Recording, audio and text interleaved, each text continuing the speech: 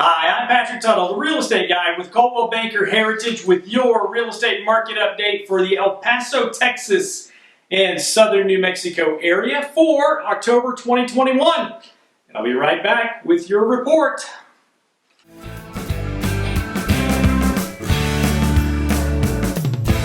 All right, we're back. It is Thursday, November the 11th. It is Veterans Day. Thank you to all you veterans out there who have made this country what it is today. Because without you guys, I wouldn't be able to stand here in front of you and give you all this wonderful data. And I know you love data, right? Well, let's get to our data. Resale homes report. Well, let's see what's going on in the resale market. So we've got our pending homes, our available homes, and our homes sold in the last 30 days. Really interesting thing that I just noticed as I was running the statistics here, we've had 6 months of declining numbers on pending sales. And then we showed up with a positive number on the actual closed transactions this month. So here in the month of October, we had 444 homes show as pending in our Greater El Paso Association of Realtors multiple listing service. And there were 777 homes of resale homes available in the MLS this morning.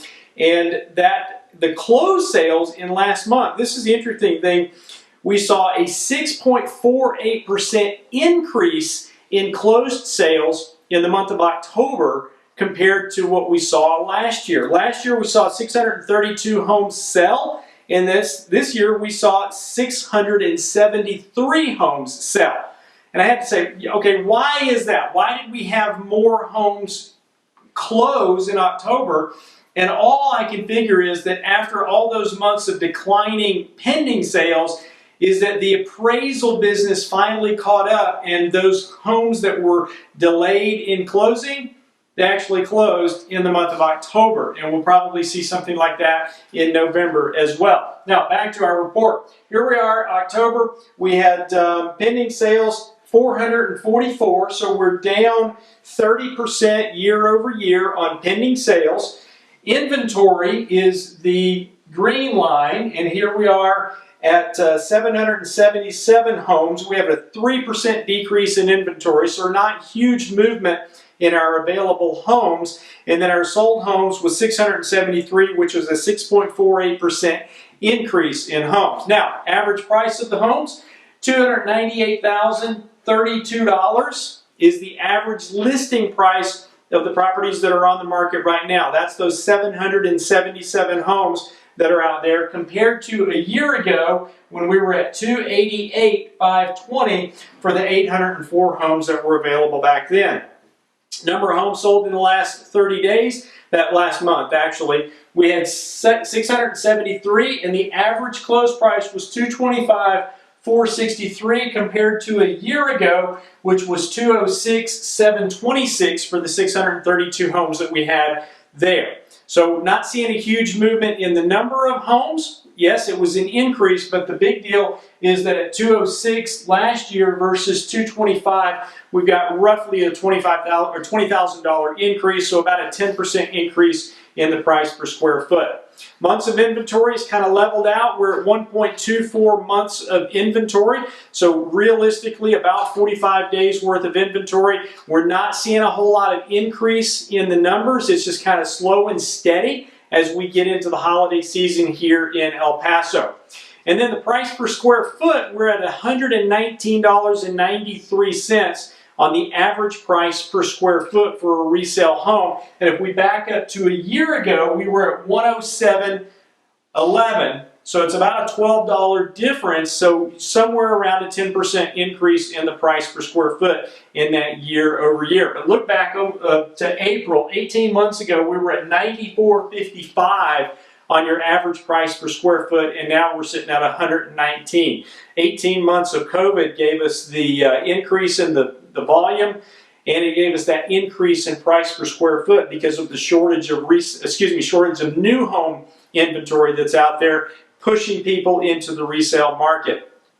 Average size of the home has gone down a little bit overall. You can see this trend line. It's moving down. Part of that is because of the prices going up when you're looking at a bigger home, you're looking at bigger dollars, and our market's just not going to continue to support the increase. So we're going to see the smaller homes selling for more on a price per square foot. So we were at 1,854 square feet for the average size home, whereas a year ago we were at 1,930 square feet. So we've got a little bit of a decrease, and that's indicated by that trend line there that has that downward slope to the right. Now, onto our new homes report. So let me put this one away. Our new homes report, something similar. Well, the interesting thing on it is that our new home sales continue to decline. Okay, so when we look at our pending sales, that is our blue line. It's hidden behind the red one right here. The pending sales were down 55% year over year.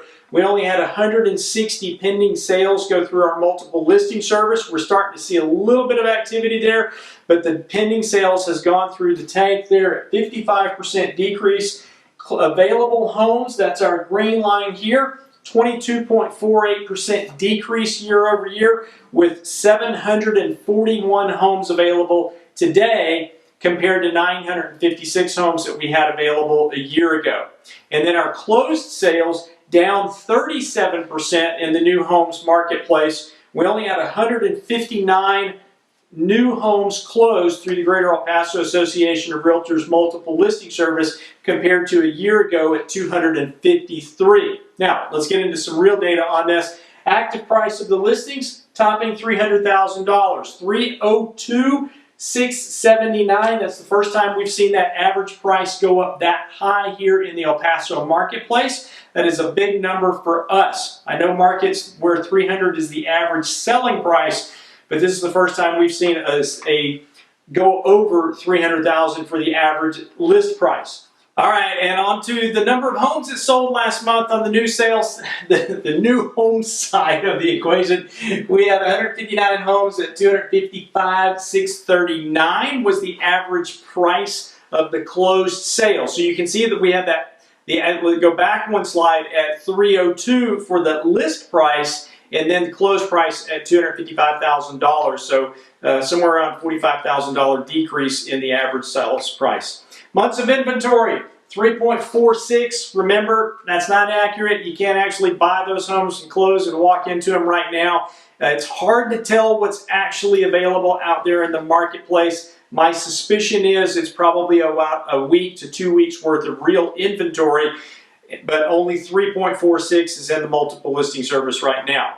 Price per square foot, it's kind of leveled out a little bit at $134.01, and that's pretty much the same thing that we've seen over the past couple of months. We were at $134.05 last month, $134.40 back in August. So it's kind of leveled out. That's really, I think our supply chain is starting to level out from the new homes inventory standpoint, and the labor is getting stable as well.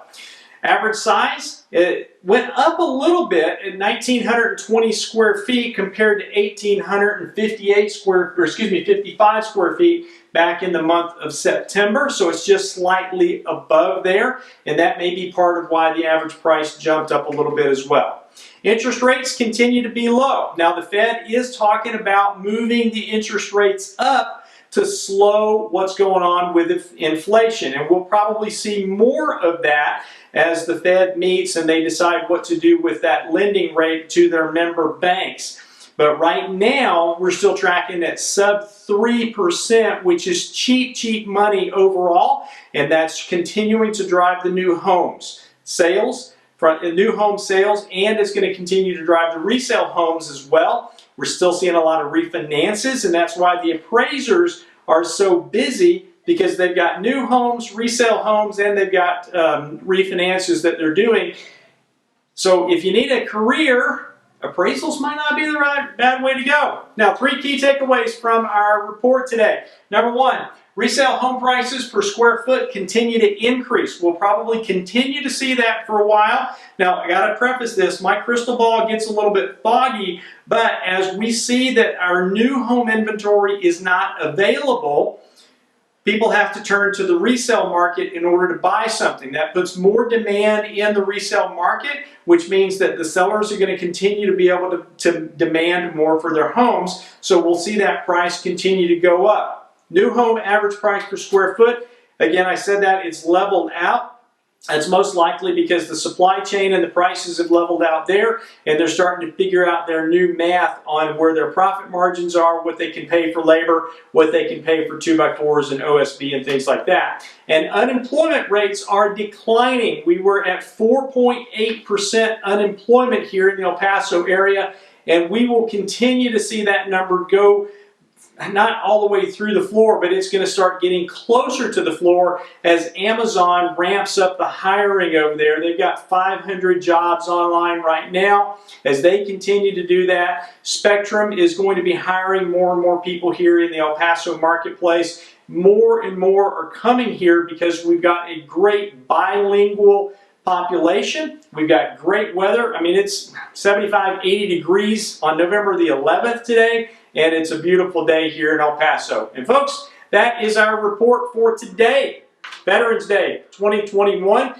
you've got questions about this data and how it affects you in your home sale, your home purchase, if you'd like to know how you can use this data to your advantage on either one, or if you're an agent and you'd like some information on how you can use this to counsel with your clients, please call me. I'm happy to help you any way that I can.